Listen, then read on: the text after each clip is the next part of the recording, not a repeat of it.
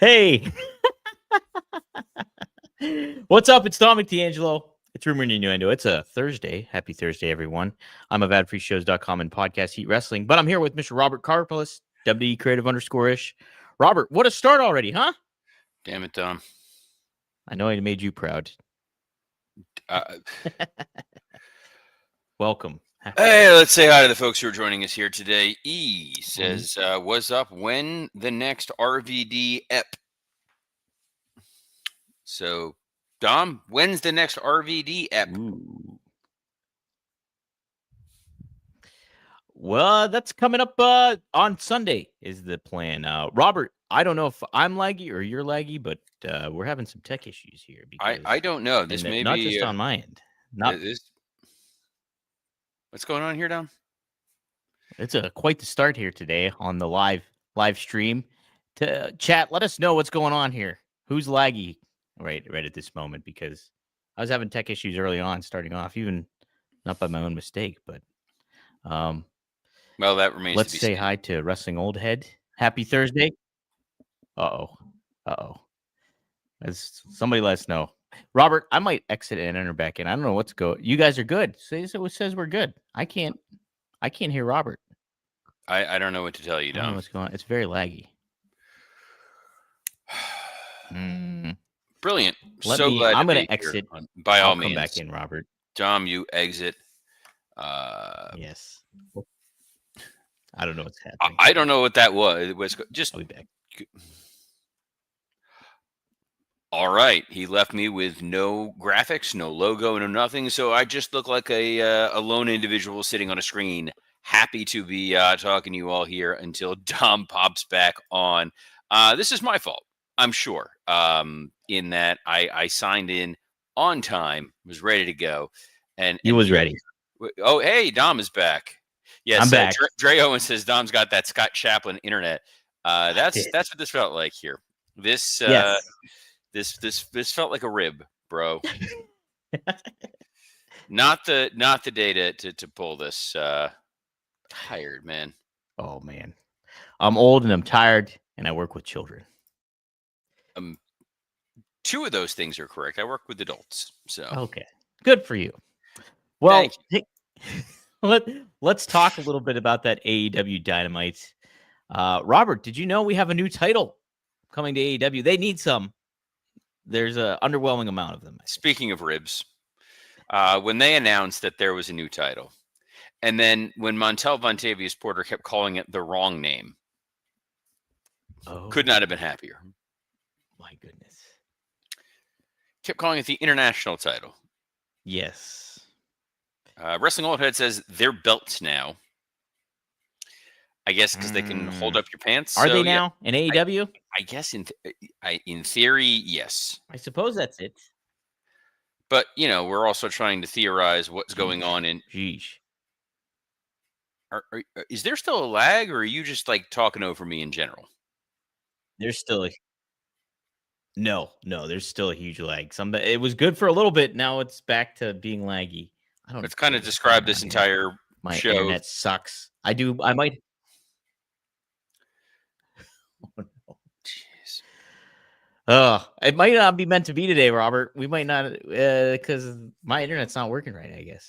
All right. Well, stranger things have happened. We can wrap it early and try again tomorrow, Dom. We might have to wrap it early. I just said, that might be the thing to do, because the unintentional comedy of the delays on your end and my end is this may wind up being our best episode ever. I can't wait to publish this one. No, this gets burned. This gets burned in the hellfire that your internet has come from. No. On the plus side, I tell you what, I'll talk for a minute. You just sit, because if you go away, then it just is me in my kitchen. I don't need that. So just sit quietly, relax, enjoy. Okay. But put down the handheld microphone, Al Roker. There we go. So what I was going to say is, number one, I'll be recording with Scott Chaplin at 1 o'clock Eastern today for Working Stiff. We're going to dig a little bit deeper into the minutia of Dynamite, but for right now, I think there were a lot of positives that we've now seen again with AEW in terms of forward momentum and making segments make sense. And that to me is a huge leap forward for the organization.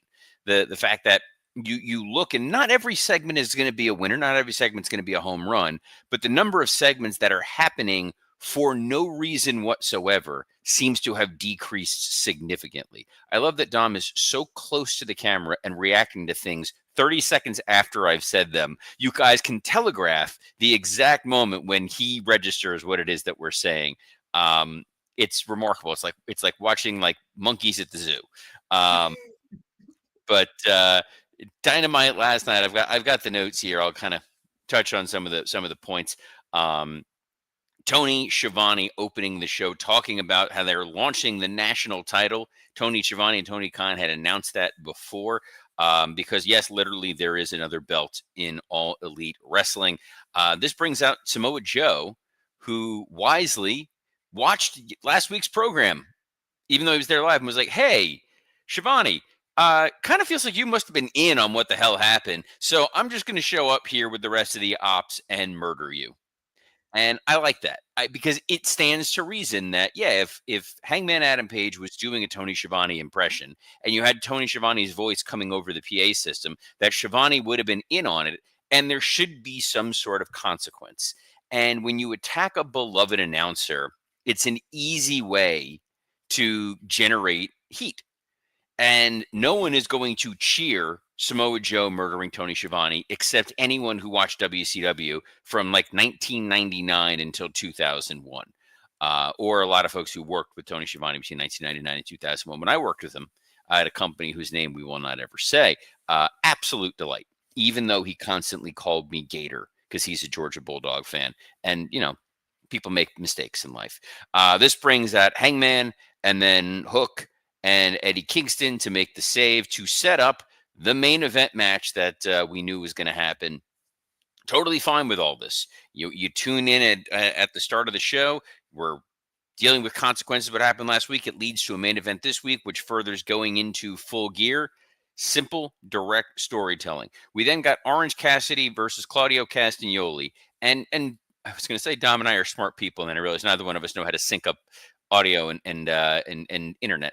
But the convoluted nature with which they've set up that it's a 2 out of 3 tournament to determine who's ultimately going to be I mean, it's a 2 out of 3 situation stipulation thing here to figure out the stipulation of who's going to be the one-man advantage in Blood and Guts. Man, they overthought this. But Orange Cassidy and Claudio Castagnoli was a fantastic match. The uppercut finish at the end by Claudio, absolutely incredible. It looked dominant. It looked powerful. Orange being competitive, but ultimately failing, enhanced Castagnoli's presentation a little bit and feels like, hey, if we're going forward with a John Moxley free Death Riders, maybe they're going to get behind Claudio in some form or fashion as a guy that you can really heat up and elevate to go after one of the 19 belts that they have in All Elite Wrestling. Mark Briscoe and Kyle Fletcher, I was going to say Kyle O'Reilly, a lot of Kyles there, are in the back with Don Callis. And Briscoe wants a shot at his belt. Don't even remember which belt his is, but it's there. It's one of the belts. It's the TNT title. Super prestigious, super important. It's the channel that used to have movies for guys who like movies. And this was stipulations for guys who like stipulations. So it's a no DQ, kick each other in the nuts match, essentially, where if Mark Briscoe loses, he has to join the Don Callis family, which is hilarious. Because this past weekend at Boca Raton Championship Wrestling, fine program, fine event, Matt Raywalt was our commentator. And I was talking about back when he was the vaudevillain, Aiden English, that I had been working with Xavier Woods. And we had pitched an idea where if Woods, the party loving Ninja Turtle fan that he is, beat the stuck up Aiden English, then they would have to have Aiden English would have to throw a pizza party in the in the NXT Performance Center. But if Xavier Woods lost, he would have to be his butler. And yes, that is directly from Seinfeld. And now we're getting a version of that where now Mark Briscoe, if he loses, has to join the Wyatt family. I mean, sorry, the Don Callis family. Brand new, totally different storyline. I can't wait until Danielson, through the cloud in his brain, remembers why this seems so familiar and then starts to talk about it and then realizes it's a different company and he's not allowed to talk about it and have to walk it back. Something to tune in for, something that'll be a lot of fun. We then go from a Don Callis segment to a Don Callis segment. You know, yesterday when Dom and I were talking, when Dom was allowed to speak, we were saying, boy, in this preview, there's no mention of Don Callis. And guess what, guys? Lots of Don Callis. He was approaching the Young Bucks. Hey, I got you a car service here to the building. We think the world of you. We want you to join the Don Callis family. And look, here's your friend Okada. He'll tell you how great the Don Callis family is. And Okada showed up. He just should have said, you know, join, bitch, and then walk away, and we would have been fine. But I don't love this feeling that the Young Bucks are turning babyface. It's sort of the feeling we had when for about a half minute we thought Logan Paul was turning babyface. The world is not ready for such shenanigans. Speaking of shenanigans, Harley Cameron and Willow Nightingale teamed up against Mercedes Moné and Athena. And thanks to the outside interference of Chris Statlander, Harley Cameron and Willow Nightingale advance. This was the right decision. Not to say they didn't telegraph it, considering I believe the finals of the tournament are at Full Gear, where we're getting Chris Statlander versus Mercedes Moné anyway. So I doubt they were going to do two matches. Dom's Marcel Marceau, just truly remarkable here. This might be Dom's best episode ever. He hasn't interjected and he hasn't played any needle drops. So we're don't, because it'll play like a minute later and it'll be at some point where it's completely inappropriate. Like there's like a really solemn moment where I'm like, and now we're going to talk about, you know, the famine in Sudan. And then I'm so excited. Like, nope, can't have that. Devin Dowling just said, Ayo, listening to Working Stiff today, Dom was mentioned 4 times in the first 5 minutes. Yes, very possible. Oh, and then E says, hope Harley Cameron makes a cameo on the Muppet Show special that releases next year. 100%. Except you're crossing streams, E. Muppets, Disney, this, Warner Discovery, as of now.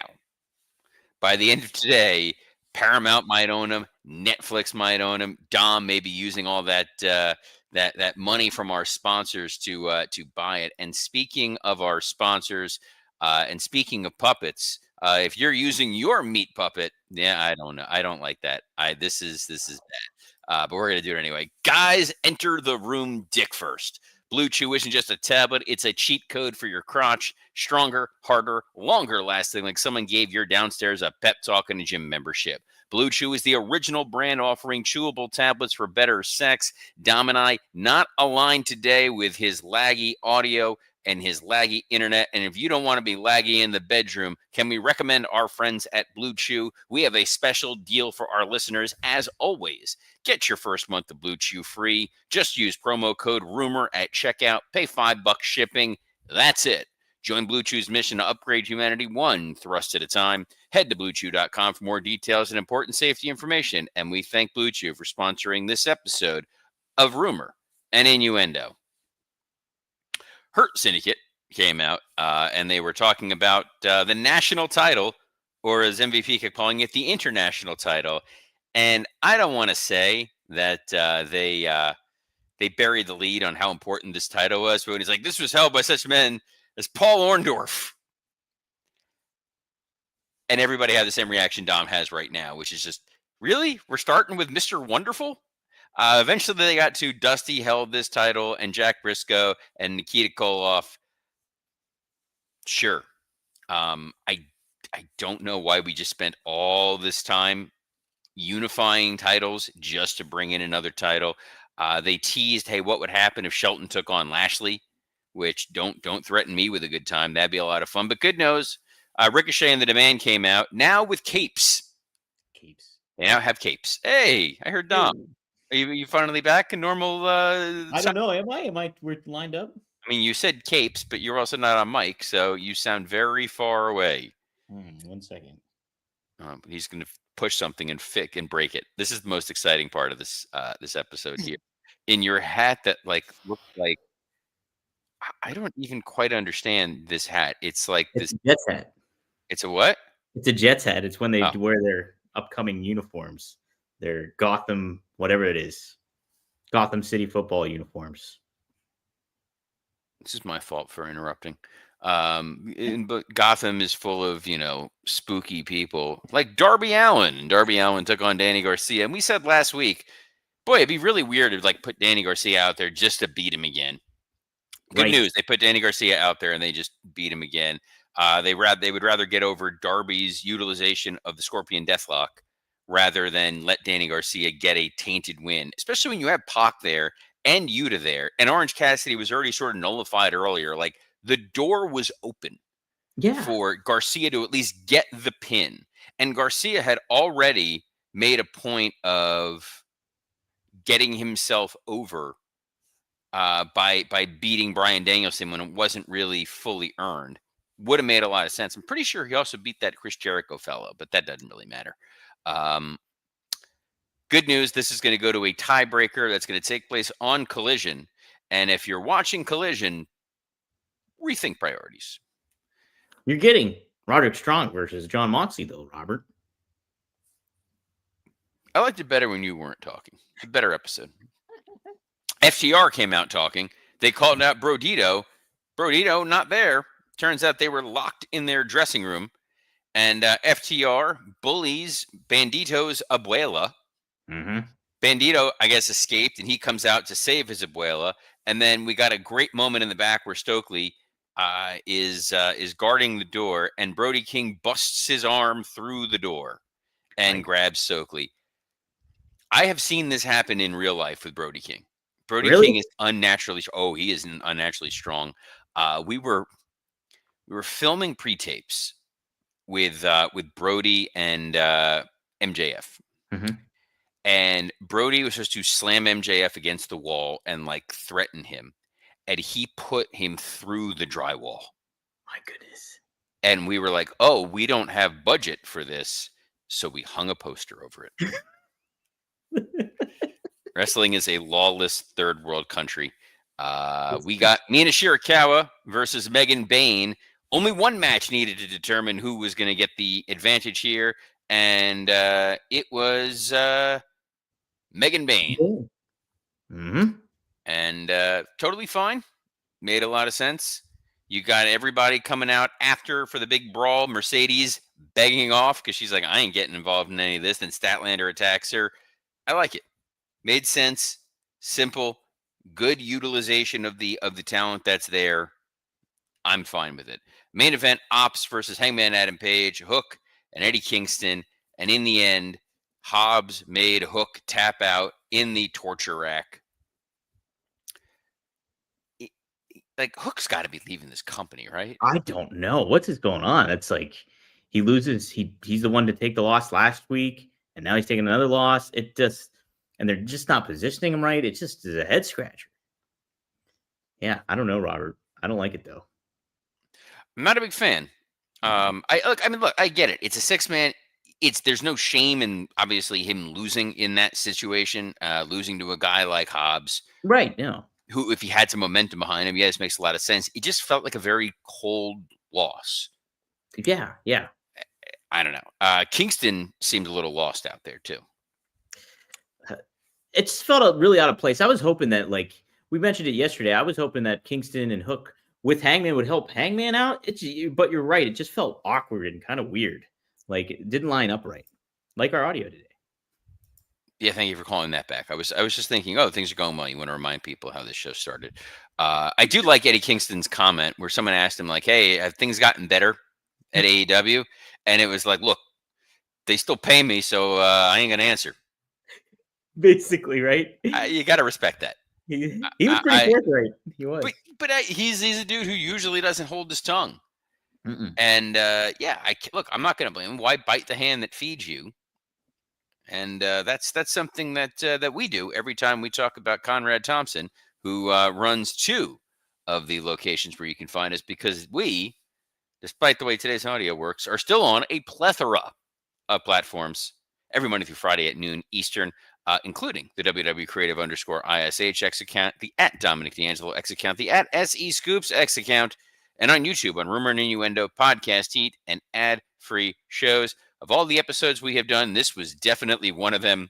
So on behalf of the man who's only somewhat on, even when he's aligned with me audio-wise, Dominic D'Angelo, I'm Robert Karpelis. Best of luck in your future endeavors. Like Hangman, tomorrow we'll be back on the same page. Shh.